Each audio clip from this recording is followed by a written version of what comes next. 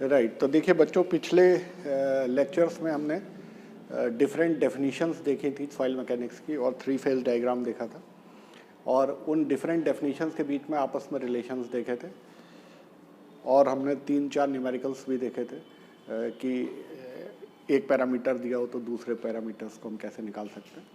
तो उम्मीद है वो डेफिनेशंस आपने पढ़ ली होगी, उसके नोट्स भी बना लिए होंगे और उसको कंठस्थ भी कर लिया होगा। एक डेफिनेशन जो हमने जब पढ़ाई थी तो एक वाटर कंटेंट पढ़ाया था जिसे जलांश कहते हैं। तो आज का जो टॉपिक ऑफ डिस्कशन है ये जलांश है, वाटर कंटेंट है।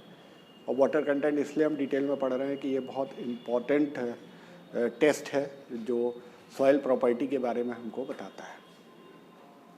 वाटर कंटेंट हमको ये बताता है कि कितना वेट वाटर है सॉइल के अंदर, और ये बहुत ही यूज़फुल होता है जब हम मृदा का कॉम्पैक्शन करते हैं या जब हम कंस्ट्रक्शन वर्क करते हैं, तो कोई फाउंडेशन बनाते हैं या कोई डैम बनाते हैं, तो वाटर कंटेंट निकालना बहुत ही ज़रूरी हो जाता है। आगे हम वो टेस्ट भी पढ़ेंगे कि किस तरह से वाटर कंटेंट से हम और रिलेशंस ड्रॉ कर सकते हैं जो कि हेल्पफुल होंगे हमारे डिसीजन लेने में जब हम रोलर्स चलाते हैं या जब हम कॉम्पैक्शन करते हैं सॉइल का। तो आइए वाटर कंटेंट हम फिर से क्विकली रिकैप करते हैं क्या होता है। तो वाटर कंटेंट जब 3 फेज डायग्राम देखते हैं तो देखिए ये पोर्शन सॉलिड होता है, इसके ऊपर वाटर होता है और सबसे ऊपर एयर होती है। ये पार्शियली सैचुरेटेड सॉइल है,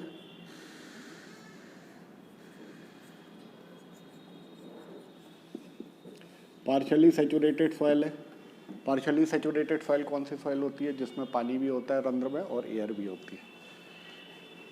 अब जब वाटर कंटेंट निकालते हैं तो क्या होता है? This is the wait of water in soil divided by dry weight into 100। मतलब मृदा के कणों में जो पानी है उसका भार डिवाइडेड बाय मृदा के जो शुष्क मृदा है, ड्राई सॉइल है, उसका भार इनटू 100। निकालने का जो बेसिक है वो बहुत सिंपल है कि पहले जो पूरा सॉइल सैंपल है, कोई सॉइल आपने निकाली जिसका वाटर कंटेंट आपको निकालना है, तो नेचुरल है कि जहाँ पे आपको कुछ कंस्ट्रक्शन एक्टिविटी करनी होगी वहाँ का आपको मॉइस्चर कंटेंट निकालना होगा। तो वहाँ की सॉइल आप लें, इसका आप टोटल वेट नाप लें। तो अगर W1 जो है टोटल वेट ऑफ सॉइल है,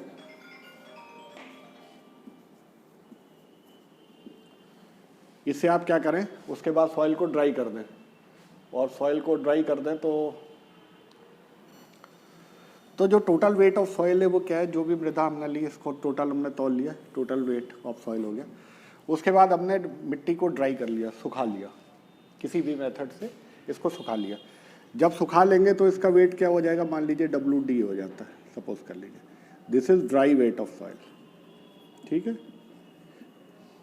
अब क्या करिए, टोटल वेट में से इसको घटा दीजिए। तो टोटल वेट में से ड्राई वेट घटाएंगे तो आपको क्या मिलेगा? वेट ऑफ वाटर मिल जाएगा। तो वेट ऑफ वाटर आप W1 माइनस WD कर दीजिए, डिवाइडेड बाई WD कर दीजिए, इंटू 100 कर दीजिए, ये आपको वाटर कंटेंट मिल जाएगा, ठीक है। अब किस तरह से ड्राई करना है, इसके अलग अलग मेथड हो सकते हैं जो हम लोग पढ़ेंगे। और जो बेसिक है इट इज़ वेरी सिंपल, ये बहुत सिंपल सा रेशियो है कि मृदा में जो पानी है उसका भार डिवाइडेड बाई शुष्क मृदा का भार या dry weight of soil into 100, ये वाटर कंटेंट देता है। ये बहुत इंपॉर्टेंट पैरामीटर है जो सॉइल की प्रॉपर्टीज़ को बताता है। और हमने बताया जब भी कोई कंस्ट्रक्शन एक्टिविटी शुरू करते हैं तो कॉम्पैक्शन का जहाँ भी नाम आएगा वहाँ पे वाटर कंटेंट का डिटर्मिनेशन निकालना बहुत ज़रूरी हो जाता है। तो देखते हैं कौन कौन से मेथड्स हैं जिससे आप वाटर कंटेंट निकाल सकते हैं। तो देखिए डिस्कस करते हैं। सबसे पहला मेथड जो है वो कहलाता है oven drawing method.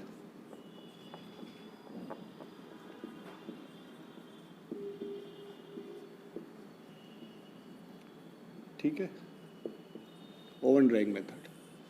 Oven drawing method जो वर्ड बता रहा है कि इसमें कहीं ना कहीं ओवन का यूज़ है, जो सॉइल को ड्राई करने के लिए यूज़ किया जा रहा है, जो यूजुअली थर्मोस्टैटिकली कंट्रोल्ड होते हैं ताकि हम टेम्परेचर का स्ट्रिक्ट ध्यान रख सकें। ये मोस्ट एक्यूरेट मेथड होता है और एक लैब टेस्ट होता है, ठीक है। तो जब हमें बहुत एक्यूरेटली डिटरमिन करना होता है तो हम इस मेथड का यूज़ करते हैं। इसमें जो सॉइल को हीट करते हैं, कुछ पैरामीटर ध्यान देने वाले हैं, जो सॉइल्स को हीट करते हैं वो लगभग 110 डिग्री सेंटीग्रेड से ज़्यादा नहीं करते हैं। This is the maximum temperature limit. 110 degree centigrade से हम इसको ज़्यादा नहीं करते। ±5% की एरर हो सकती है, तो ±5% एरर आप ले सकते हैं। अब देखिए एक इम्पॉर्टेंट क्राइटेरिया क्या है कि यहाँ हमने 110 डिग्री सेंटीग्रेड पे कैप लगा दिया कि भाई इससे ज़्यादा आप नहीं कर सकते। ऐसा क्यों होता है? ऐसा इसलिए होता है कि हमने बताया था आपको पहले लेक्चर्स में, जो फाइन ग्रेन सॉइल होती है वो क्या होता है, प्लेट्स की तरह बिहेव करती है और निगेटिवली चार्ज प्लेट्स की तरह बिहेव करती है। ठीक है। जो वाटर होता है that is bipolar in the nature. Bipolar in the nature मतलब क्या होता है कि जो सेंटर ऑफ मासेज हैं of negative charge and positive charge वो एक पॉइंट पे नहीं आते। तो जब एक पॉइंट पे पॉजिटिवली चार्ज और नेगेटिव चार्ज के सेंटर ऑफ मासेज कोइंसाइड नहीं करते तो क्या होता है, नेट डाइपोल मोमेंट क्रिएट हो जाता है। ठीक। तो ये जो है बाइपोलर सब्सटेंसेस कहलाते हैं। तो होता क्या है कि जो H2O है इसका H पार्ट जो है वो इससे अलाइन हो जाता है, यहाँ चिपक जाता है। फिर ऑक्सीजन जाता है, फिर अगला वाटर लेयर का हाइड्रोजन आता है, प्लस आता है। इस तरह से क्या होता है, दोनों तरफ जो पानी है इसका H2 एटम तेज़ी से चिपक गया, उसके बाद ऑक्सीजन आया, फिर हाइड्रोजन आया, फिर ऑक्सीजन आया। तो ये इस प्लेट के दोनों एयर, दोनों तरफ पानी जो है बहुत स्ट्रांगली चिपक जाता है बिकॉज ऑफ इलेक्ट्रोस्टैटिक फोर्सेस। ये जो पानी होता है ये दोनों लेयर में होता है, इसे डबल लेयर ऑफ वाटर कहलाते हैं, या इसको क्रिस्टलाइन वाटर भी कहते हैं। इसको क्या कहते हैं, क्रिस्टलाइन वाटर। ये इस तरह से बिहेव करता है as it is, if it is as a part of this plate. ये सॉइल के पार्टिकल के साथ एकदम स्ट्रिक्टली बाउंड होता है, चिपक जाता है। तो ये पार्टिकल को ही हम समझ सकते हैं कि पार्टिकल के अंदर जो है स्ट्रक्चरली वाटर जो है बहुत अच्छी तरह से बाइंड है। अब क्या होता है, जब और पानी, जब दूसरी प्लेट आती है उसके बीच में भी ये बॉन्डिंग होगी। थोड़ा सा भी पानी आता है तो प्लेट एक दूसरे के ऊपर स्लाइड करना शुरू कर देती है और आपको एक जो चिपचिपापन की प्रॉपर्टी दिखाई देती है। It is because of this, it is because of the bipolar nature of water. और आप देख सकते हैं कि जो मटेरियल बाईपोलर नहीं होंगे नेचर में, जैसे केरोसिन ले लेंगे, तो आपको ये चिपचिपेपन की प्रॉपर्टी नहीं मिलेगी अगर आप क्ले में करेंगे। तो ये पर्टिकुलर प्रॉपर्टी जो क्रिस्टलाइन वाटर या इस डबल लेयर के वाटर की वजह से होती है, ये जो है आपकी प्लास्टिसिटी प्रॉपर्टी देती है। तो जब हम 105 या 110 डिग्री सेंटीग्रेड से ज़्यादा टेम्परेचर कर देते हैं तो क्या होता है, ये क्रिस्टलाइन वाटर इवेपोरेट हो जाता है। तो जैसे ही क्रिस्टलाइन वाटर इवेपोरेट हो जाएगा तो क्या होगा, सॉइल अपनी बेसिक प्रॉपर्टी लूज कर देगा। तो हम ये नहीं चाहते कि सॉइल बेसिक प्रॉपर्टी लूज करे, तो इसलिए हम क्या करते हैं कि टेम्परेचर को कंट्रोल करते हैं 110 डिग्री सेंटीग्रेड पे, ताकि इसका क्रिस्टलाइन वाटर जो है वो इवेपोरेट ना हो जाए। क्योंकि अल्टीमेटली इसको कैलकुलेट करके हमें कोई फ़ायदा नहीं होने वाला, हमें जो प्रॉपर्टी मिलनी है सॉइल की वो इसको लेके मिलनी है। एक चीज़ और होती है कि सॉइल हो सकता है जिप्सम कैरी कर रही हो, कई बार सॉइल जिप्सम कैरी करती है। तो जिप्सम क्या होता है, जिप्सम का फॉर्मूला देखेंगे तो उसमें .H2O आता है, वो H2O भी जिप्सम के साथ जुड़ा होता है। और जब आप इसे 80 डिग्री सेंटीग्रेड से ऊपर गर्म करोगे तो क्या होगा, वो क्रिस्टलाइन वाटर जो जिप्सम के साथ सॉइल में जुड़ा हुआ है वो ब्रेक हो जाता है। वो भी ब्रेक करने का हमारा कोई इंटेंशन नहीं है, उसका कोई फ़ायदा नहीं है। तो इसलिए हम जब सॉइल में जिप्सम होता है तो टेम्परेचर को 80 डिग्री सेंटीग्रेड तक कंट्रोल करते हैं। और यदि ये ऑर्गेनिक सॉइल है, यदि ये ऑर्गेनिक सॉइल है तो इस टेम्परेचर को 60 डिग्री सेंटीग्रेड पर रखते हैं। तो ये आपके ऑब्जेक्टिव के क्वेश्चंस बनते हैं कि यदि इनऑर्गेनिक क्ले आप ले रहे हैं तो टेम्परेचर क्या लेंगे, जिप्सम है तो उसमें कितना टेम्परेचर कंट्रोल करेंगे, और ऑर्गेनिक सॉइल है तो आप उसमें कितना टेम्परेचर कंट्रोल करेंगे जब आप ओवन ड्राइंग मेथड से चीज़ को करते हैं। तीनों का ऑब्जेक्टिव वही है कि जो क्रिस्टलाइन वाटर है, जो एड्जॉर्ब्ड वाटर है, इसको एड्जॉर्ब्ड वाटर भी कहते हैं, एड्जॉर्ब्ड वाटर।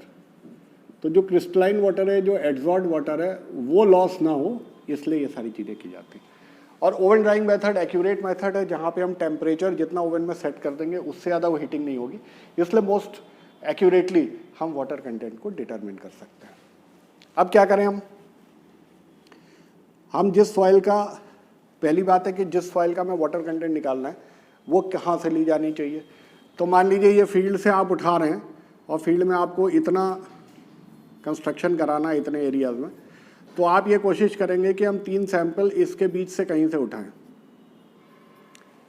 जहां आपको टेस्ट फर्दर करना है, जहां आपको कंस्ट्रक्शन एक्टिविटी करनी है, उसी के बीच से आप सैंपल को उठाएं और उतने सैंपल उठाएं। यूजुअली वाटर कंटेंट के लिए 3 सैंपल मिनिमम चाहिए होते हैं जो इस सॉइल को रिप्रेजेंट करे, क्योंकि वाटर कंटेंट का मान लीजिए सॉइल सैंपल आपने यहाँ से निकाल लिया और कंस्ट्रक्शन एक्टिविटी आप यहाँ कर रहे हैं, तो जो वाटर कंटेंट निकाल रहे हैं वो इस सॉइल को रिप्रेजेंट नहीं कर रही है। तो जो सैंपल होना चाहिए वो रिप्रेजेंटेटिव सैंपल होना चाहिए, मतलब जिस जगह आपको कंस्ट्रक्शन एक्टिविटी करनी है वहाँ के आप सॉइल निकालें ताकि सही रिप्रेजेंटेशन आपको मिले। Number 1 thing. आप क्या करते हैं, यहाँ से हमने सॉइल निकाली और एक छोटा सा कंटेनर लेते हैं, कंटेनर यानी जिस पे लिड होता है, जिस पे ढक्कन लगा होता है, इसके अंदर सॉइल ले लेते हैं। ठीक है, ये सॉइल ले लिया तो सॉइल क्या है, नेचुरल स्टेट में है, मतलब इसमें सॉइल भी है और वाटर भी है। ठीक है, ये जो रिप्रेजेंटेटिव सैंपल हमने यहाँ से उठाया। अब क्या करते हैं, पहले खाली कंटेनर विद लिड तोल लेते हैं। उसके बाद क्या करते हैं, हम इस लिड को निकाल के इसको ओवन में रख देते हैं। ओवन में हम टेम्परेचर सेट कर देते हैं और उसके बाद इस ढक्कन को खोल के इसको रख देते हैं। ठीक है, कितनी देर तक रखते हैं, 24 आवर्स तक। 24 घंटे में क्या होगा, इसका जितना मॉइस्चर है वो उड़ जाएगा, सूख जाएगी और ये सॉइल जो हो जाएगी ये ड्राई हो जाएगी, टोटली ड्राई हो जाएगी। दिस इज WD हमको मिल जाएगा। WD कैसे मिलेगा, फिर हम इसको निकालेंगे, इसमें ढक्कन लगा देंगे, ढक्कन लगा के जो है इसको तौल लेंगे, फिर टोटल लिड और ढक्कन का वजन घटा देंगे तो हमको ड्राई वेट मिल जाएगा। एक चीज़ ध्यान रखने वाली है कि इसको अगर हम कूलिंग करेंगे तो हो सकता है कि ये सॉइल चूँकि पूरी तरह सूख चुकी है, ये मॉइस्चर फिर एब्जॉर्ब कर ले एटमॉस्फेयर से। इसके लिए क्या करते हैं, इसकी जब कूलिंग करते हैं, इसको जब ओवन से निकालते हैं तो एक इक्विपमेंट होता है डेजिकेटर। डेजिकेटर इस तरह का एक जार होता है जिसमें डेजिकेटिंग एजेंट डाल देते हैं जो कि अंदर का मॉइस्चर नहीं आने देता। बेसिक है कि मॉइस्चर नहीं आएगा तो मॉइस्चर डेजिकेटर का जो एजेंट है वो एब्जॉर्ब कर लेता है। तो भी जो भी सॉइल की कूलिंग होगी, यहाँ पे सॉइल की जो कूलिंग होगी, इस कूलिंग में क्या होगा कि ये एटमॉस्फेयर से मॉइस्चर को एब्जॉर्ब नहीं करेगा और हमको सही ड्राई वेट मिल जाएगा। इसके लिए डेजिकेटर का यूज़ किया जाता है। ठीक है, तो हमने क्या किया, पहले इसको तौल लिया, ये टोटल वेट हमें मिल जाएगा। उसके बाद हमने ओवन में ड्राई कर लिया, ड्राई करने के बाद हमने डेजिकेट पे कूल कर लिया। जब कूल कर लेंगे तो हमें ड्राई वेट मिल जाएगा। और फिर अगेन सेम लॉजिक है कि हम इसमें से कंटेनर का वेट घटा देंगे तो हमें टोटल वेट मिल जाएगा सॉइल का, और ये जो हमने कूल किया इसमें से कंटेनर का वेट घटा देंगे तो हमको क्या मिल जाएगा, ड्राई वेट मिल जाएगा। तो टोटल वेट में से ड्राई वेट हम घटा देंगे तो क्या होगा, वेट ऑफ वाटर मिल जाएगा। वेट ऑफ वाटर को ड्राई वेट से डिवाइड कर देंगे तो वाटर कंटेंट मिल जाएगा। एक गलती नॉर्मली बच्चे कर सकते हैं कि यहाँ पे उन्होंने लिड के साथ ले लिया और यहाँ पे लिड लगाना भूल गए। तो अगर आप लिड लगाना भूल जाएंगे तो लिड का वेट भी ऐड हो जाएगा तो या सब्ट्रैक्ट हो जाएगा, तो आपके कैलकुलेशन में गलती हो जाएगी। दूसरा चीज़ आपको करना ये चाहिए कि कभी भी एक सैंपल नहीं लिया जाता, मिनिमम 3 सैंपल्स आप लीजिए। ठीक है, मिनिमम 3 सैंपल्स लिए जाते हैं और वो 3 सैंपल का एवरेज जो है वो आपको सही वैल्यू देगा वाटर कंटेंट की। एक चीज़ और IS कोड सजेस्ट करता है, ये मैं आपको बता दे रहा हूँ, आप कई नोट्स पे लिख लीजिए। 90% पासिंग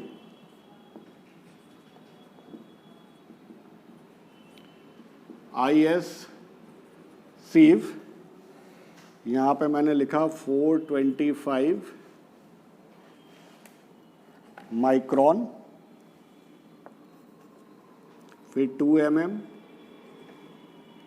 फिर है आपका 4.75 mm,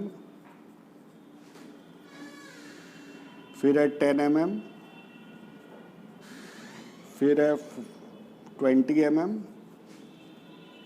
फिर है 40 mm।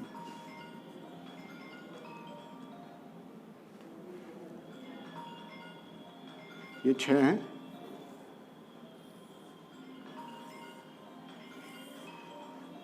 अब यहाँ पे देखिए ये है 25 ग्राम,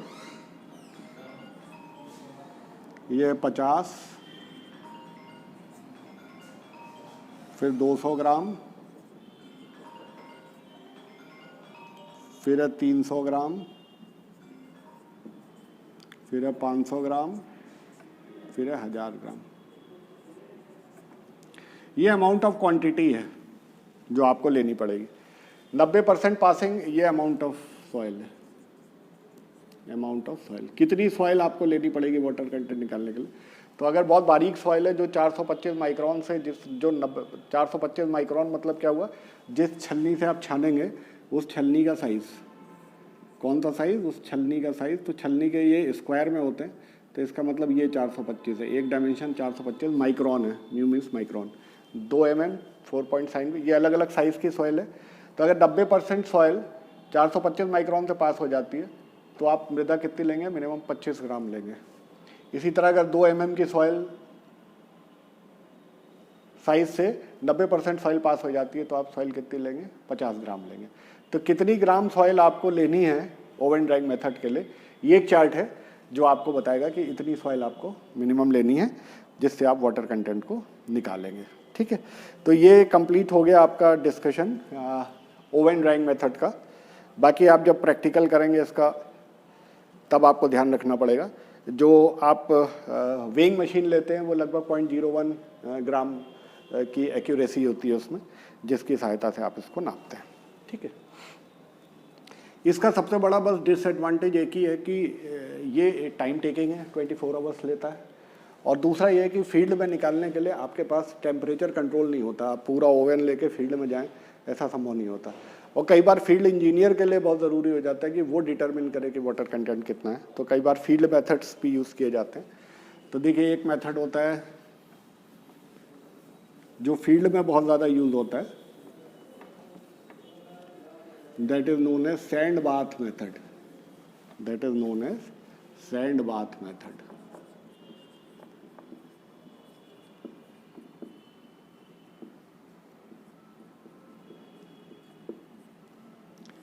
सैंड बाथ मेथड, जैसे आप देखते हैं हमारा मूंगफली वाला मूंगफली सेकता है तो नमक रखता है और नमक कढ़ाई में नमक डालता है और फिर उसमें मूंगफली डालता है या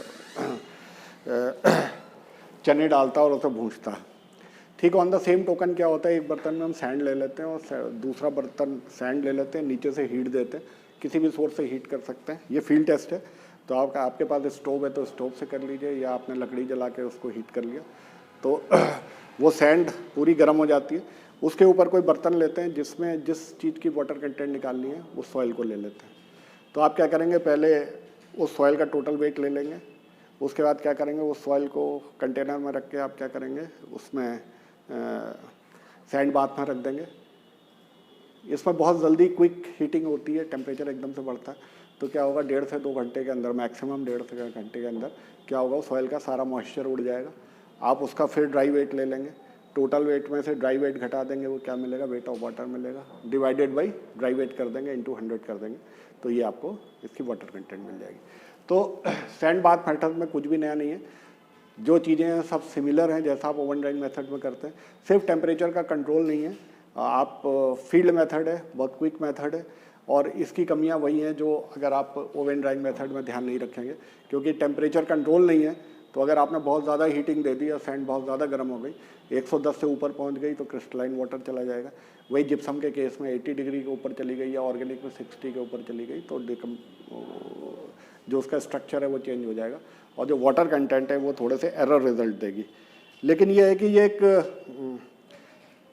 एक आपका अप्रॉक्सीमेट मेथड है जिससे आपको अंदाज़ा लग जाएगा कि हाँ लगभग इतना इसका मॉइस्चर कंटेंट होगा। ठीक है, तीसरा मेथड होता है एल्कोहल मेथड।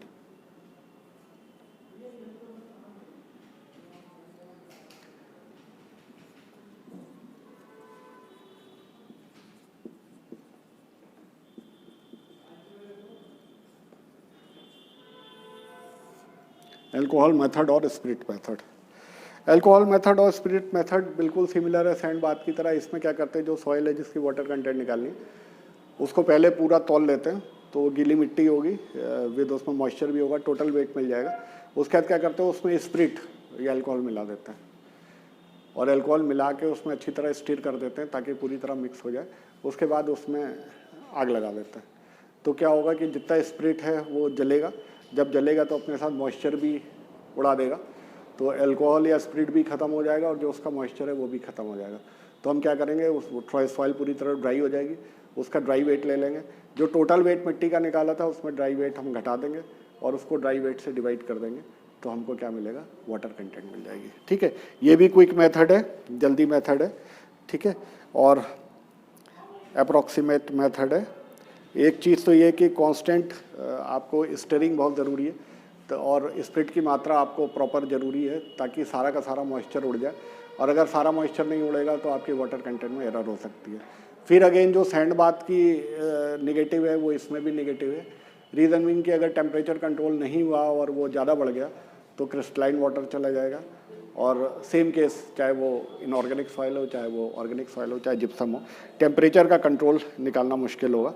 बट ये है कि क्विक टेस्ट होगा, जल्दी से आपको इसका जवाब मिल जाएगा और एक अंदाज़ा इंजीनियर लगा लेगा कि हाँ जो सॉइल है उसका मॉइस्चर कंटेंट इतना, जिसके बेस पर डिसीजन ले सकता है कि हमको फर्दर कॉम्पैक्शन करना है सॉइल का, तो हमको वाटर इसमें ऐड करना है या नहीं करना है, ये डिसीजन वो ले सकता है।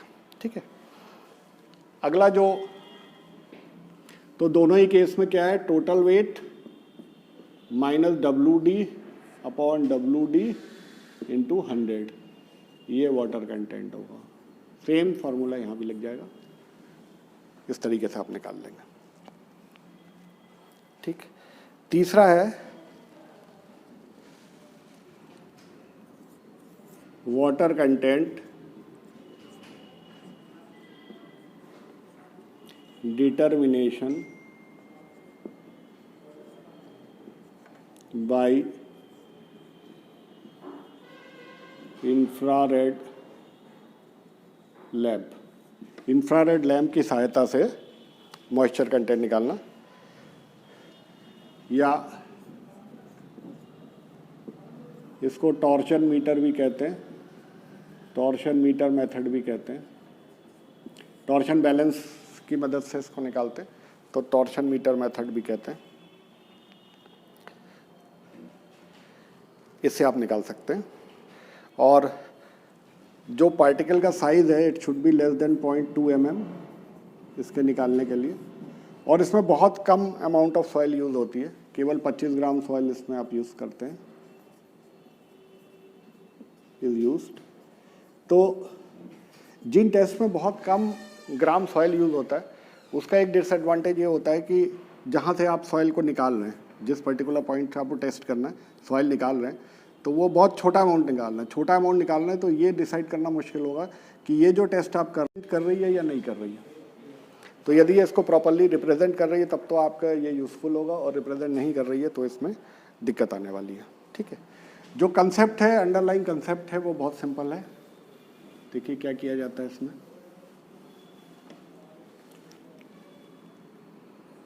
ये इस तरह से एक मीटर है, यहाँ पे क्या करते हैं, एक इंफ्रारेड लैंप है, एक इंफ्रारेड लैंप लगा देते हैं, और दूसरे एंड पे क्या करते हैं,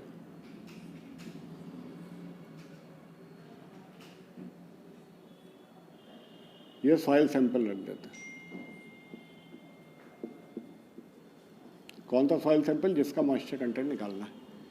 ये इंफ्रारेड लैंप है। इंफ्रारेड लैंप वो होता है जो इंफ्रारेड रेज देता है, और इंफ्रारेड रेज की प्रॉपर्टी क्या होती है, हीटिंग प्रॉपर्टीज होती है, चीज़ को गर्म कर देती है। तो क्या होगा, ये इंफ्रारेड रेज निकलेंगी इससे और यहाँ पे पड़ेंगी, तो ये ड्राई होना शुरू होगा। जब ड्राई होना शुरू होगा तो इसका मॉइस्चर उड़ेगा, इसका मॉइस्चर उड़ेगा तो सॉइल का वेट कम होगा, अकॉर्डिंगली ये जो आपका इंडिकेटर है वो कम वैल्यू दिखानी शुरू करेगा। तो इसको हम, ये जो टॉर्शन मीटर है, इसको हम क्या करते हैं, कैलिब्रेट कर लेते हैं कि कितना मॉइस्चर उड़ रहा है, कितनी वेट में कमी है। तो वेट में कमी को ना नाप पे क्या नापेगा, ये weight WW divided by WD नापेगा, मतलब कितना वाटर उड़ा, कितनी कमी हुई, divided by dry weight into 100। तो ये सीधे के सीधे वाटर कंटेंट दे देता है। तो होगा क्या, जैसे जैसे रेस पड़ेंगी वैसे वैसे मॉइस्चर उठेगा, वैसे वैसे इसका वेट चेंज होगा, और वैसे वैसे ये टेबल, ये मीटर चूंकि वाटर कंटेंट निकालने के लिए कैलिब्रेट किया गया है, तो क्या होगा, वाटर कंटेंट देना शुरू करेगा। एक लिमिट बाद क्या आएगा, इसका सारा पानी उड़ जाएगा। जब सारा पानी उड़ जाएगा तो ये रीडिंग कांस्टेंट हो जाएगी, जो रीडिंग कांस्टेंट हो जाएगी उसको मेजर कर लेंगे, वही उसकी वाटर कंटेंट होगी। ठीक है, इसका एक फ़ायदा ये होता है, इस मेथड का सबसे बड़ा फ़ायदा ये होता है कि कुछ सॉइल जो जैसे हमने देखा था जब हम ओवन ड्राइंग मेथड करते हैं तो क्या करते हैं, हम उसमें डेजिकेटर में रखते हैं ताकि वो मॉइस्चर एब्जॉर्ब ना कर ले। सैंड ड्राइंग केस में या अल्कोहल मेथड में ये नहीं होगा। जब सॉइल पूरी सूख गई तो अगर हमारे पास फील्ड में डेजिकेटर नहीं है तो क्या होगा, वो सॉइल फिर से जब तक हम तौलेंगे वो मॉइस्चर एब्जॉर्ब कर लेगी, तो एग्जैक्टली ड्राई वेट निकालने में दिक्कत होगी। तो यहाँ पे क्या है, ये लगातार चूंकि इसको हीट कर रहा है तो ये मॉइस्चर जो है, ये जो अगर एब्जॉर्ब भी हो रहा है तो धीरे धीरे निकलता जा रहा है, और जब ये रीडिंग कांस्टेंट है तो वो इफेक्ट जो है वो नलीफाई हो जाता है, बिकॉज सॉइल का ड्राई होना और इस रेडिएशन का पड़ना दोनों साथ साथ हो रहा है। तो दिस इज द मेथड जो कि टॉर्शन मीटर मेथड कहलाता है या इंफ्रारेड लैब मेथड कहलाता है, जिसकी सहायता से आप वाटर कंटेंट को निकाल सकते हैं। तीसरा मेथड होता है, 3 मेथड हो गए हमारे। चौथा मेथड होता है calcium carbide method. Calcium carbide method.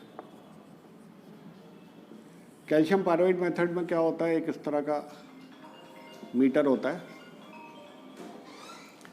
जिसमें हम सॉइल को रख देते हैं। यहाँ हमने सॉइल को रख दिया और सॉइल में क्या है, हम CaC2 कैल्शियम कार्बाइड को मिला देते हैं। सॉइल में क्या करते हैं, हम कैल्शियम कार्बाइड को मिला देते हैं। ये कैल्शियम कार्बाइड क्या होता है, सॉइल का जो मॉइस्चर होता है, सॉइल का जो भी वाटर पोर्शन होगा, ये वाटर पोर्शन होगा सॉइल का, इसके साथ रिएक्ट करके गैस बनाता है, जिस गैस को कहते हैं एसिटिलीन। C2H2 इसका फॉर्मूला होता है। तो बेसिकली क्या होगा कि जब हम कैल्शियम कार्बाइड ऐड करते हैं, ये बंद बॉक्स में करते हैं और यहाँ पे एक प्रेशर गेज लगा देंगे, तो होगा क्या कि जितना ज़्यादा मॉइस्चर होगा उतना ज़्यादा कैल्शियम कार्बाइड पानी से रिएक्ट करके एसिटिलीन गैस बनाएगा, और ये जितनी ज़्यादा एसिटिलीन गैस बनेगी उतना ज़्यादा यहाँ पे प्रेशर बढ़ेगा। अब हम क्या करते हैं, इसको गेज को अगेन हम बजाय प्रेशर में कैलिब्रेट करने के वाटर कंटेंट में कैलिब्रेट कर लेते हैं। ठीक है, तो जैसे जैसे रिएक्शन होती जाएगी पानी के साथ, पानी खत्म होता जाएगा, एसिटिलीन बनती जाएगी, और एसिटिलीन बनने के साथ साथ आपका क्या होगा, यहाँ पे प्रेशर बढ़ता जाएगा। जैसे जैसे प्रेशर बढ़ता जाएगा, ये स्केल चूंकि वाटर कंटेंट में कैलिब्रेटेड है तो हमको वाटर कंटेंट दे देगा। तो इस तरह से हम कैल्शियम कार्बाइड मेथड की मदद से क्या कर सकते हैं, मृदा के वाटर कंटेंट को निकाल सकते हैं। ठीक है, इसमें जो सॉइल है वो केवल 4 ग्राम ऑफ सॉइल हम यूज़ करते हैं, जिसमें हम कैल्शियम कार्बाइड को मिलाते हैं। कैल्शियम कार्बाइड इज CaC2, और जो रिजल्टेंट है हमारी वो एसिटिलीन बनती है। इसका भी अगेन वही डिसएडवांटेज है कि जो आपका सॉइल का अमाउंट है वो बहुत कम है, तो ये पूरा रिप्रेजेंटेशन नहीं भी हो सकता है जिस जगह का हमको निकालना हो, नंबर 1 चीज़। नंबर 2 चीज़ ये भी हो सकता है कि जो सॉइल है वो उसमें अगर आपने एसिटिलीन का ये कैल्शियम कार्बाइड कम डाला तो कुछ मॉइस्चर रह जाएगा, पूरी एसिटिलीन नहीं बनेगी, तभी एरर दे सकता है। ये भी हो सकता है कि कुछ ऐसे दूसरे कंपाउंड भी हों जो कैल्शियम कार्बाइड से रिएक्ट कर जाएँ और कोई दूसरी गैस बन जाए और उसकी वजह से प्रेशर बने, तो वो थोड़ा सा एरर हो सकता है इस पर्टिकुलर उसमें। और ये पर्टिकुलर फाइन ग्रेन सॉइल के लिए होती है। It is not suitable for coarse grain soil.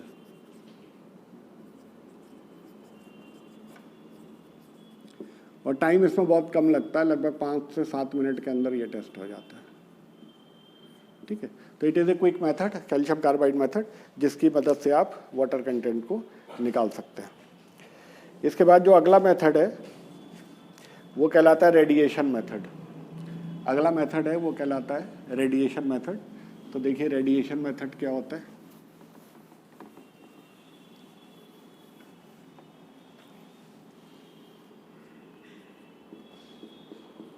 Radiation method. Radiation method में हम क्या करते हैं कि जो ग्राउंड है वहाँ पे एक स्टील केसिंग लेते हैं। मान लीजिए हमको इतने एरिया के बीच में जो है वो सॉइल के वाटर कंटेंट निकालना, मॉइस्चर कंटेंट निकालना, तो हम क्या करते हैं, एक स्टील की केसिंग होती है, स्टील का पाइप होता है, वो एक इधर लगा देते हैं और एक स्टील का पाइप इधर लगा देते हैं। ये स्टील केसिंग कहलाती है। ये सॉइल है,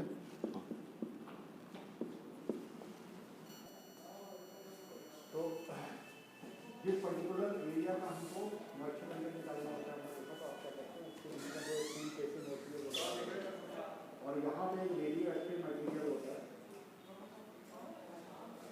ये रेडियो एक्टिव मटेरियल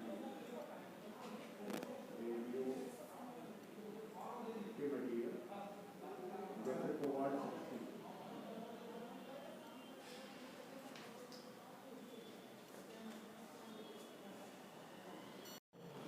तो ये केसिंग जो होती है हम कहाँ पे लगाते हैं, जिस पर्टिकुलर पॉइंट्स के बीच में हमको सॉइल का मॉइस्चर कंटेंट निकालना था वहाँ स्टील की 2 केसिंग लगा देते हैं। और यहाँ पे एक रेडियो एक्टिव मटेरियल होता है, रेडियो एक्टिव मटेरियल होता है जिसको कहते हैं कोबाल्ट 60, वो प्लेस कर दिया जाता है। ये क्या करता है, ये न्यूट्रॉन्स को रिलीज करता है। और आप जानते हैं कि सॉइल के अंदर जो भी मॉइस्चर होगा सॉइल के अंदर, वो क्या करेगा, इस न्यूट्रॉन की एनर्जी को कम कर देता है। आप जानते हैं कि जैसे हैवी वाटर होता है ये मॉडरेटर का काम करता है, मतलब एनर्जी को कम कर देता है। तो जितना ज़्यादा मॉइस्चर होगा उतनी एनर्जी इसकी कम हो जाएगी। और यहाँ पे एक डिटेक्टर लगा होता है, डिटेक्टर, जो कि फिर इस एनर्जी को डिटेक्ट कर लेता है। तो मान लीजिए यहाँ से E1 एनर्जी से एमिट हो रहा है और यहाँ पे E2 एनर्जी डिटेक्ट हो रही है, तो नेचुरल बात है कि चूंकि इसमें जितना ज़्यादा वाटर होगा उतनी एनर्जी का अमाउंट कम होगा, तो जो डिफरेंस होगा E1 minus E2 that will be proportional to moisture content. ठीक है, तो यहाँ पे जितनी कम एनर्जी होगी उतना ही ज़्यादा मॉइस्चर कंटेंट होगा। तो इसको हम कैलिब्रेट कर लेते हैं और जहाँ पे हमें मॉइस्चर कंटेंट फील्ड में निकालना होता है वहाँ पे केसिंग डाल के, ये रेडियो एक्टिव मटेरियल होता है कोबाल्ट 60, ये रेडिएशन करता है न्यूट्रॉन के, न्यूट्रॉन वाटर के संपर्क में आके क्या होता है, स्लो हो जाते हैं, तो उसकी एनर्जी कम हो जाएगी, काइनेटिक एनर्जी कम हो जाएगी। यहाँ पे एनर्जी कम डिटेक्ट होगी, तो इनिशियल एनर्जी और फाइनल एनर्जी का डिफरेंस हम देख लेते हैं और वो प्रोपोर्शनल होगा वाटर कंटेंट के, क्योंकि जितना ज़्यादा पानी होगा मृदा में उतना ही ज़्यादा इसकी एनर्जी कम होगी।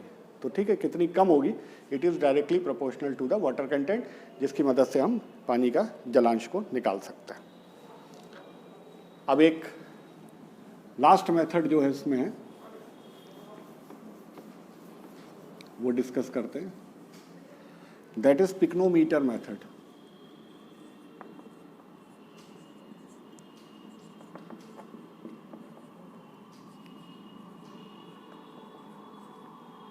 पिक्नोमीटर मेथड, पिक्नोमीटर क्या होता है, एक बोतल होती है, कांच की बोतल होती है जिसका वॉल्यूम 900 ml होता है। ठीक है,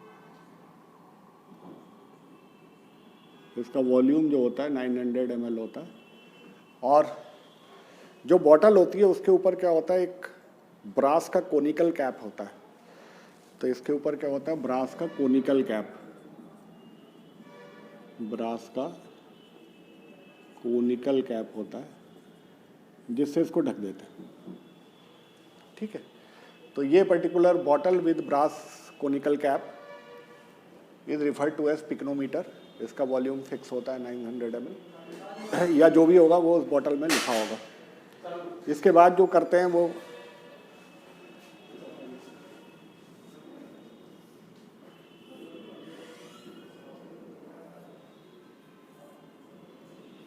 ये पिक्नोमीटर का रिप्रेजेंटेशन है। तो सबसे पहले हम क्या करते हैं, इसको अच्छी ढंग से वॉश कर लेते हैं डिस्टिल वाटर से, ताकि जो डर्ट वगैरह निकल जाए। और इसका वेट ले लेते हैं, that is weight of pycnometer. Pycnometer को P बोल दे रहा हूँ। इसको तौल लेते हैं, दैट इज़ W1। तो वेट ऑफ पिक्नोमीटर, खाली पिक्नोमीटर का। उसके बाद जिस सॉइल का हमको वाटर कंटेंट निकालना होता है, एक चीज़ और बता दूं कि नॉर्मली जो पिक्नोमीटर मेथड होता है ये कोर्स ग्रेन सॉइल के लिए होता है, ठीक है, coarse grain soil, fine grain soil के लिए नहीं यूज़ होता, कोर्स ग्रेन सॉइल के लिए यूज़ होता है। तो जिस मृदा का हमको वाटर कंटेंट निकालना है उसको हम ले लेते हैं। तो नेचुरल है कि इस मृदा में कुछ सॉलिड कण होंगे और फिर इस मृदा में कुछ जलांश होगा जो हमको निकालना है। तो weight of pycnometer plus soil, जो सैंपल है सॉइल सैंपल जिसका हमको वाटर कंटेंट निकालना है, ये मान लेते हैं W2, ठीक है। तीसरी स्टेज में क्या करते हैं, तीसरी स्टेज में क्या करते हैं, ये तो सॉइल थी, सॉइल के सॉलिड पार्टिकल्स थे, ये पानी था जो पहले था, इसको पूरा ऊपर तक पानी से भर देते हैं, पूरा पिक्नोमीटर पानी से भर देते हैं, ठीक है। तो weight of pycnometer plus soil field completely with water, इसको कहते हैं W3।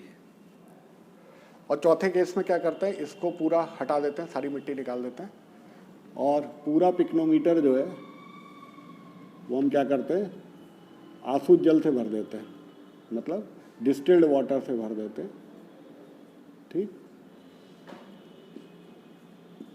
ये कहलाता है weight of pycnometer plus water, ठीक, इसको कहते हैं W4। तो यूजुअली इसमें जो सॉइल लेते हैं वो कोर्स ग्रेन होती है, 200 ग्राम से 400 ग्राम तक सॉइल यूज़ करते हैं। इससे आप क्विक मेथड होता है, 24 घंटे आपको नहीं लगते, आप जल्दी से लैब से आप वाटर कंटेंट निकाल सकते हैं, ठीक है। तो वाटर कंटेंट निकालने का तरीका क्या होता है, पहले हम खाली पिक्नोमीटर को वे करते हैं, उसके बाद जिस सॉइल सैंपल का हमको वाटर कंटेंट निकालना होता है वो पिक्नोमीटर में डाल देते हैं और उसको हम वे कर लेते हैं, दैट इज़ W2। उसके बाद क्या होता है, इसमें पूरा पानी भर लेते हैं, ये हो जाता है W3। और चौथा होता है मिट्टी निकाल के पूरा पानी भर देते हैं, वो होता है W4। तो 4 readings are important, W1, W2, W3, W4, ठीक है। और उसके बाद करते ये हैं कि जब हम यहाँ पे पानी भरते हैं तो स्पेशल हमको ध्यान इस पर्टिकुलर एक्सपेरिमेंट पर रखना पड़ता है कि ट्रैप्ड एयर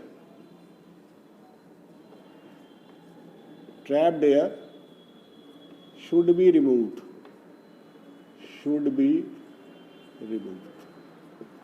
तो इसका मतलब ये, जब हम यहाँ पानी मिला रहे हैं तो धीरे धीरे आप स्टेजेस में पानी मिलाइए। कई बार अगर हल्का सा पानी गर्म कर देंगे तो भी वो एयर निकल जाएगी, बहुत ज़्यादा गर्म नहीं करना, हल्का गुनगुना। या फिर आप करिए कि कोई तार लेके स्टीर करते रहिए ताकि आपकी जो एयर है वो निकल जाए।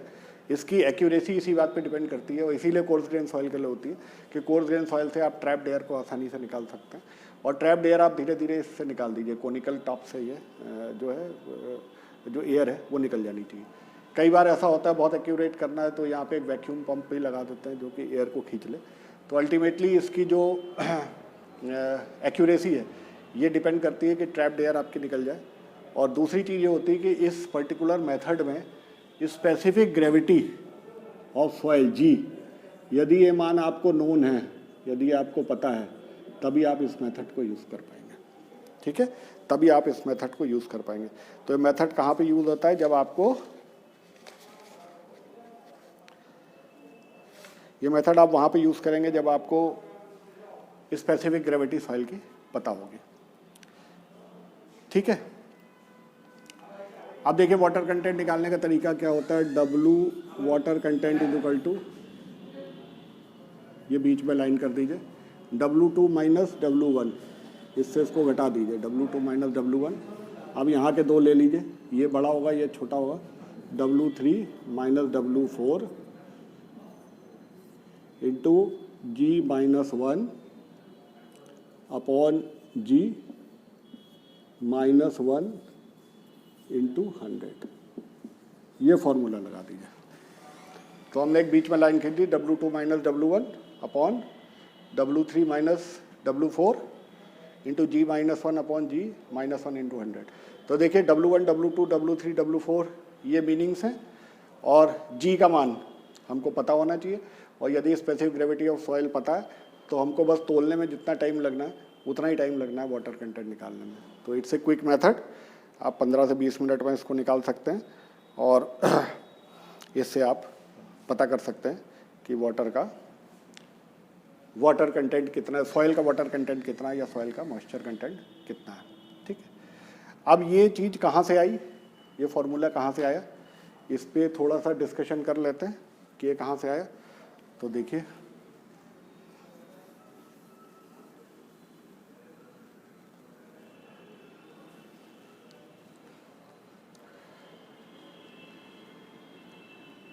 अगर इस पर्टिकुलर फील्ड को देखिए, यदि हम W3 ये W3 है, ठीक है, इसमें से क्या कर दें, वेट ऑफ ड्राई वेट घटा दें। ये इक्वेशन समझिएगा, बस एक इक्वेशन में ही सारी चीज़ है। यदि हम इस टोटल वेट में से सॉइल का ये ड्राई वेट घटा दें तो क्या बचेगा, हमारा इतना वेट बचेगा और इसमें हम क्या जोड़ दें, इतने वॉल्यूम के बराबर वाटर जोड़ दें, इतने वॉल्यूम के बराबर वेट ऑफ वाटर जोड़ दें।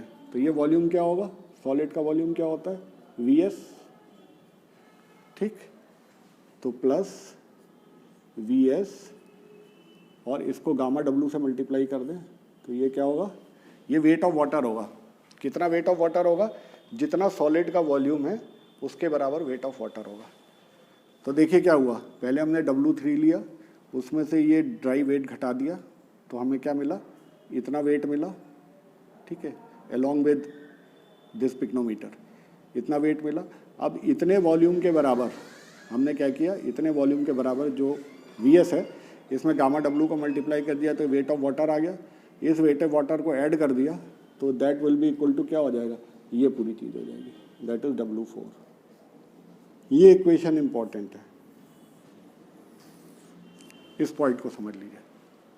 ठीक, एक बार फिर रिपीट कर रहा हूँ, ये W3 वेट लिया, इसमें से इसके ड्राई वेट घटा दिया तो हमको इतना वेट मिला। अब जितना इसका वॉल्यूम है सॉलिड का वॉल्यूम कितना, VS, इसको गामा W से मल्टीप्लाई कर दिया तो यहाँ से यहाँ तक ये वेट ऑफ वाटर आ गया। तो ये टोटल यहाँ से यहाँ तक हो गया पिक्नोमीटर प्लस पूरा वेट ऑफ वाटर जो कि W4 के बराबर है। ये इक्वेशन आ गया, ठीक है। अब देखिए गामा S बराबर क्या होता है, WD अपॉन VS, ठीक है, WD अपॉन VS। और G बराबर क्या होता है, gamma S upon gamma W। इसका मतलब G बराबर क्या होगा, WD upon VS gamma W। अब देखिए ये VS गामा W है, वेट ऑफ वाटर है, ये वेट ऑफ वाटर है। कौन सा वेट ऑफ वाटर है, जितना सॉलिड वॉल्यूम है उसके बराबर वेट ऑफ वाटर है। तो VS गामा W का मान कितना हो जाएगा, WD/G, ठीक है, ये WD/G।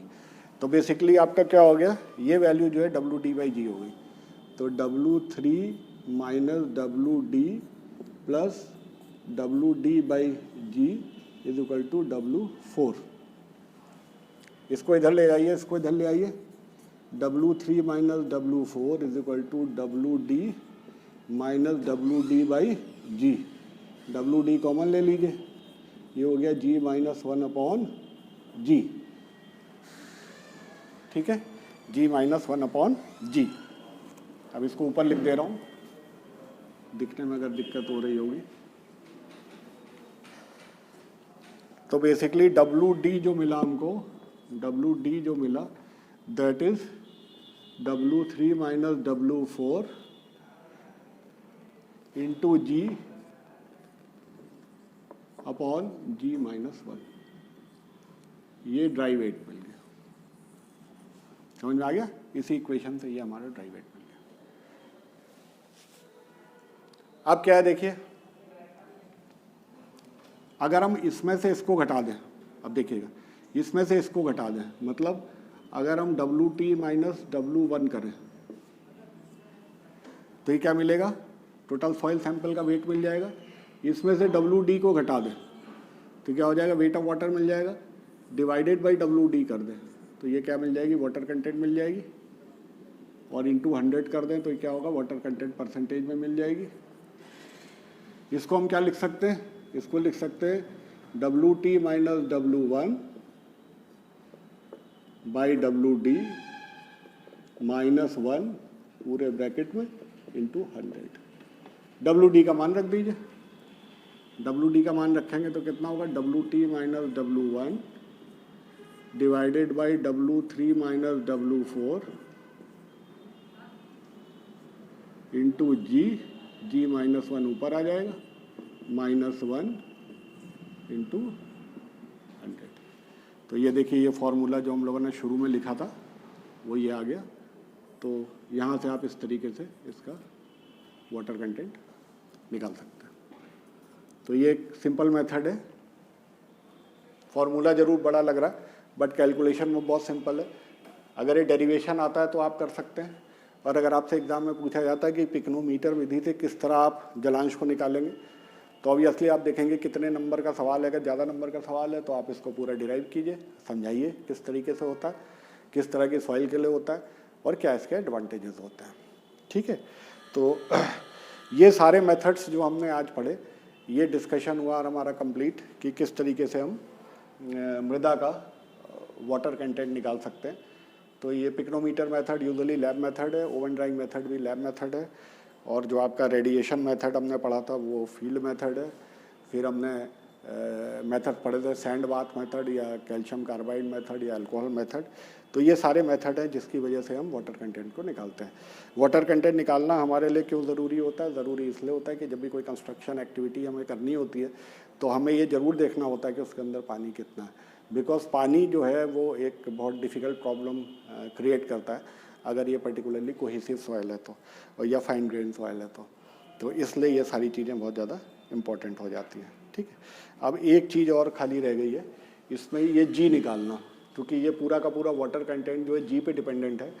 तो ये एक और देख लेते हैं कि स्पेसिफिक ग्रेविटी कैसे निकालेंगे सॉइल की, और अगर हमको पिक्नोमीटर दिया हुआ है तो पिक्नोमीटर मेथड से सॉइल की स्पेसिफिक ग्रेविटी निकालना, ये सेशन का लास्ट टॉपिक होगा। तो आइए इसको भी डिस्कस कर लेते हैं, फिर ये हमारा डिस्कशन कंप्लीट हो जाएगा। तो determination of G, determination of specific gravity of soil by pycnometer की सहायता से जी को डिटरमिन करना। तो देखिए क्या करते हैं, अगेन पिक्नोमीटर है, पहले हम ड्राई पिक्नोमीटर ले लेते हैं, weight of pycnometer, that is केवल पिक्नोमीटर ले लेते हैं। उसके बाद क्या करते हैं, मृदा को ड्राई कर लेते हैं। इस केस में जो सॉइल होगी वो ड्राई सॉइल होती है, जिसका भी हमें स्पेसिफिक ग्रेविटी निकालना है वो सॉइल को ड्राई कर लेते हैं। तो ये सॉइल है जो ड्राई स्टेट में है, तो इसको पिक्नोमीटर प्लस ड्राई सॉइल है, इसको हम W2 कहेंगे। उसके बाद क्या करते हैं, अगेन ये जो सॉइल है ड्राई सॉइल, इसको ऊपर तक पानी तक भर देते हैं, तो हो जाएगा pycnometer plus dry soil plus water, इसको कह देते हैं W3, और फोर्थ रीडिंग जो होती है वो क्या होती है, W4 जब पिक्नोमीटर को हम पूरा पानी से भर देते हैं। ठीक है, तो ये हो जाएगा weight of pycnometer plus water. तो ये W1, W2, W3, W4 ये 4 आ जाते हैं। सिर्फ इसमें याद रखिएगा कि जो आप वाटर कंटेंट निकालते हैं उसमें वो सॉइल सैंपल लेते हैं जो नेचुरल स्टेट में होता है, मतलब उसमें वाटर भी होता है। यहाँ पे जिस भी सॉइल का आपको स्पेसिफिक ग्रेविटी निकालना है उसका आप क्या करेंगे, उसको ड्राई कर लेंगे पहले। ठीक है, उसके बाद उसकी स्पेसिफिक ग्रेविटी निकालेंगे। तो इस तरीके से देखिए अब जी क्या होता है, G is gamma S upon gamma W, ये हम पहले पढ़ चुके हैं। और गामा एस क्या होता है, W D upon V S, और ये गामा डब्ल्यू हो गया। डब्ल्यू डी निकालने के लिए हमको क्या करना पड़ेगा, डब्ल्यू डी अगर हम पिक्नोमीटर और ड्राई सॉइल का वेट डब्ल्यू2 दिया, पिक्नोमीटर का वेट जो है डब्ल्यू1 दिया हुआ है, डब्ल्यू2 माइनस डब्ल्यू1 कर दें तो ड्राई सॉइल का वेट मिल जाएगा, तो इट इज डब्ल्यू2 माइनस डब्ल्यू1। ये तो हो गया आपका ऊपर वाला पोर्शन। ठीक, नीचे देखिए, नीचे क्या बता रहा है, V S gamma W. V S gamma W क्या बता रहा है, ये wait of water, wait of water कितने वॉल्यूम के लिए, जितना ड्राई सॉइल का वॉल्यूम है उतने ड्राई सॉइल के वॉल्यूम के बराबर सॉइल का वेट क्या होगा, ये वेट ऑफ वाटर पूछ रहा है। ठीक है, तो देखिए यदि हम इसमें से इसको घटा दें, W3 माइनस W4 करें, तो देखिए हमको क्या मिलेगा। यदि हम W3 माइनस W4 करें, इससे हम इसको घटा दें, तो इससे इसको घटाएंगे तो ये पानी घट जाएगा, इतना पानी घट जाएगा। ठीक है, इतना पानी घट जाएगा। ठीक,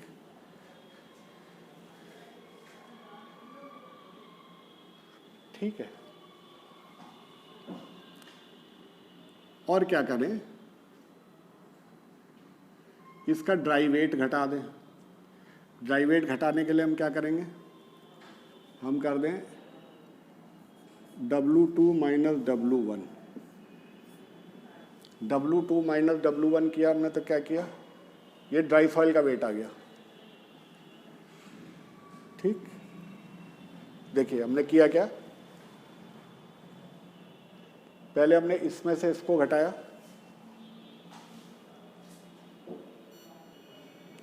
तो देखिए एक बार फिर से देख लेते हैं। G इज इक्वल टू होता है gamma S upon gamma W, density of soil solid upon density of water. Density क्या होगा, W D upon V S. Gamma S को हम जानते हैं, गामा एस क्या होता है, gamma S is W D upon V S. तो क्या होगा, W D upon V S और गामा डब्ल्यू। तो बेसिकली ये तो ड्राई वेट है, जो कि हमने लिख लिया W2 माइनस W1, ये हो गया हमारा ड्राई वेट। और ये क्या है, ये है जितना सॉलिड पार्टिकल है उसका वॉल्यूम के बराबर पानी का भार। ये कैसे निकालेंगे, तो देखिए अगर हम W4 को W1 में से घटा दें, W4 माइनस W1, यदि हम W4 में से W1 को घटा देंगे तो क्या होगा, पूरे पानी का भार आ जाएगा। ठीक, और इसमें से माइनस कर दें और इसमें से इसको घटा दें। इसमें से इसको घटाएंगे मतलब W3 माइनस W2। यदि W3 माइनस W2 करेंगे तो ये चीज़ क्या मिलेगी, पिक्नोमीटर प्लस ये वेट मिलेगा। और ये टोटल क्या है, पिक्नोमीटर प्लस ये वेट भी नहीं मिलेगा, इन दोनों को आप घटाएंगे तो पिक्नोमीटर का वेट आपस में कैंसिल आउट हो जाएगा। ये आपको इतने पानी का वेट मिलेगा। ठीक है, ये वाले पानी का वेट मिलेगा। और इसमें से अगर आप इसको घटा देंगे तो टोटल आपको जो वेट चाहिए पानी का वो मिल जाएगा। तो देखिए हमने पहले क्या किया, W4 में से W को घटाया तो हमें क्या मिला, ये टोटल वाटर मिल गया। अब हमने क्या किया, इसमें से इसको घटा दिया तो हमें ये वाटर मिल गया। अब क्या किया हमने, जो इनिशियल वैल्यू था W4 माइनस W1, उसमें से ये जो वैल्यू आई जो इन दोनों को घटाने से मिली उसको घटा दिया तो ये पर्टिकुलर पॉइंट ऑफ वाटर हमको मिल गया। तो ये स्पेसिफिक ग्रेविटी हम इस तरीके से या इस फॉर्मूले की मदद से निकाल लेते हैं। ठीक है, तो इसको पढ़िएगा, इसके नोट्स भी बना लीजिएगा और फिर अब अगले लेक्चर में देखेंगे। तो आज ये कंप्लीट डिस्कशन हमने देख लिया कि वाटर कंटेंट क्या होती है, वाटर कंटेंट ये क्या निकाले जाते हैं, किस टाइप के सॉइल के लिए निकाले जाते हैं। तब हम उम्मीद करेंगे कि आप कोई भी बुक लेके जो पढ़ा है उसको रिवाइज़ कीजिए और उसके नोट्स बनाइए, ताकि फिर आगे आप टेस्ट हम ले सकें और आप उस टेस्ट में खरे उतर सकें। दूसरी चीज़ ये कि जो बच्चे नहीं देख रहे हैं उनसे रिक्वेस्ट है, उनको निर्देशित है कि वो बार बार इसको देखें और बड़ी से ज़्यादा संख्या में देखें, क्योंकि ऑनलाइन मोड में क्लास में यही चीज़ है कि आपको घर पे पढ़ना है, तो समय निकाल के इसको पढ़ें ताकि आप सब लाभान्वित हो सकें। धन्यवाद।